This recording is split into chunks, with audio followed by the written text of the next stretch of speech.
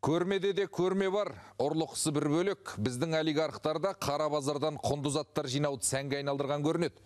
Дәулеті бүкіл әулетінен артылып жатқан байбағландар шетелдің киносындағы заңсыз аукцион сияқты ескі картиналарды, тарихи жәдігерлер жинайды екен.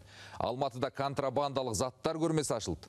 Ақшасын қайда жіберерін білмей бас ауырған байманаптардың елге не алдырғанын сюжеттен көріңіздер.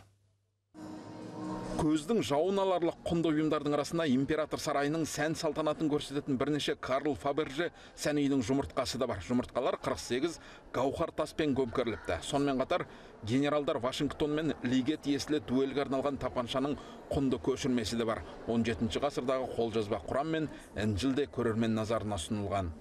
Ең кіші Құран үлгісін көруге болады. Пайғамбарлардың шежіресі де осы көрменің экспозициясынан орын алған. Сонымен қатар көрмеде шығыстық үлгідегі қару-жарақтардың үлгілері де қойылған.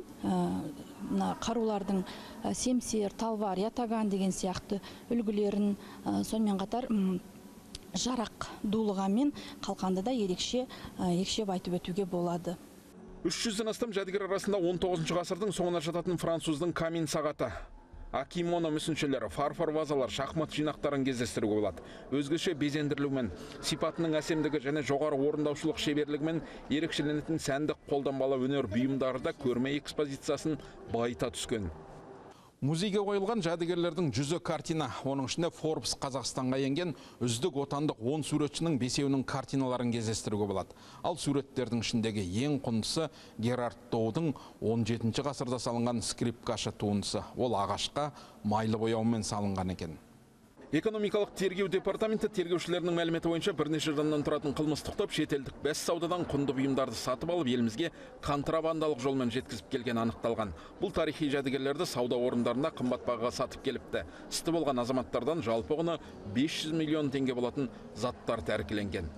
Қылмыстық іс бойынша 4 азамат күдікті деп табылып тергеу амалдары жүргізілді.